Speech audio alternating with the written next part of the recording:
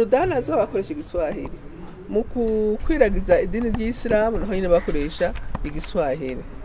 Mu bindi bihugu rero ntacyo byababwiye, barabikoresha bakarengana, ariko twe bashitse mu Burundi murazi ko abarabu bagenda bakora ibyashara cyangwa urudandazo baje bavuye muri Afrika y'ubuseruko ariho binjiriye, hanyuma bashitse mu Burundi basanga natwe ico gihe hariho abapatiri b'abazungu bariko barakwirakiza ukwemera kw'abakirisu, hanyuma bakaca bakorana rero n'abakoroni baravuga ati rero murabona abantu bagenda bavuga igiswahili bariko barakwirakiza idini ry'Isilamu, ati nitwabareka rero bakabandanya bakora uku tuzoca dusanga abarundi bose bijukiye idini y'Isilamu, ukuntu bitazokoroha kubagarura. Baca bashiraho rero ati rero umurundi azokoresha igiswahili ntazoba ari umukiriso, ntazoba yemera Imana, azoba ari kibandi, azoba ari igitandero.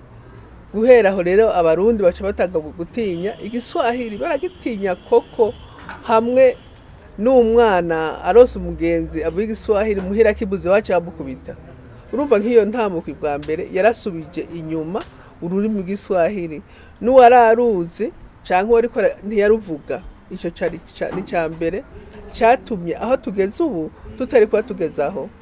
Icya kabiri cyatumye ururimi rw'Igiswahili rudatera imbere gose mu Burundi ni cakira umwumba Rumariza nabonye yari umwarabo, hanyuma aje kurondera nayo nkuko abandi barondera urudandazwa yinjirira mu kiyaga ngaho muri Tanganyika, hanyuma bacungera umwami baragenda bati ati twabonye ibihume, aterega se abantu guko bafise ibyanwa bigarukira ngaha bambaye n'ibitambara, ubabonye wo kwibaza ngo nabagabo, ariko ntabwo bari bitambara kujya. Atari kirayisha duteye ubwoba nuko bafise inkoho, ati ibyo byose ntibatuzaniye neza. Umuntu yinjira iwawe afise inkoho yo bari agira neza, hanyuma wamacha tanga itegeka tugenda mu barase, baca bafata imyampi bafata amacumu bagenda kubatera.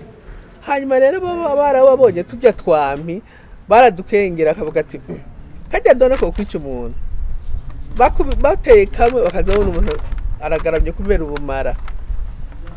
Abonye rero ubatwara abonye bariko barahera bapfa, acatanga itegeka arabwira ati ubu nyene ndabategetse Mariza what akoresha iryungane irivuga ry'igiswahili Mariza. Hama abana bacu barapfa, bacavuga ati ubwo rurimi rutwiciye abana, rutwiciye urwaruka, ruduhekuye, ntagira umuntu azoruvuga. Urumva rero n'uwagomba kuciga canke kuririmba karirimbo yibutse ko rwaduhekuye, ati oya. Icyo ni cya kabiri. Icya gatatu, abakoroni barafata barya basokuruza bati zana amagi, zana amasoro, zaniki, bagakoresha ururimi rw'Igiswahili. Ati kandi rero wase kubizana tuzogukubita 8, tapigwa 8, leta maziwa, leta siagi, leta mayai, kama huleti utapigwa 8, utararia 8. Hama nabonye avuga ati ururimi ruje kutunyaga, leta natukuye kurukoresha. Ico kibaye cya gatatu. Icya kane, abantu baborozi barabwira ati wewe ukabufise inka yawe ikamwa, hanyuma ukaja kuvuga ico Giswahili, iyo nka yawe ntizosubira gukamwa. Hitamwa rero kuvuga Igiswahili cyangwa uzobandanye wironkera ukama menshi. Baca bahitamo kugira gute guheba ico Giswahili, hari Igiswahili cyawe. Hanyuma icya gatanu kandi cyabaye intamba minini, nuko cyagihe abaro baza binjiriye za Kigoma, za Ujiji, bagashika nka Rumonge, bagashika Bujumbura, baje babwira rero b'abapatiri n'abakoroni bumvikana ati rero aba bantu tubazitirire mwibanga rya rukirisu, ntibabone ko tubase, bagashika mu Rumonge, nibagume hajya mu Rumonge bakazi Bujumbura ntibubemere ko ajo makatiye yose nimubahe Buyenzi, bakagenda Igitega nimubahe mu Giswahili, bakagenda Muyinga. Nico gituma bamenyesha makuru muri ko muragenda muzoze murabaza aho mugiye hose ati bega na hantu hitwa katiye Swahili canke mu Giswahili, muzoce musanga mbere ubu no mu makomine hariho mu Giswahili. Mwico Giswahili rero umengo hahariwe nyene Abaswahili n'abantu bemera Imana b'abakirisu bemera Yesu canke Yesu,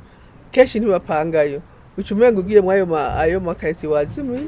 Urumva rero izo nizo ntambamye zatumye Igiswahili kitabandanya kigumanye uko cari kiri. Ariko burya rero ururimi ntushobora kuruzibira ngo bikunde, ntibikunda.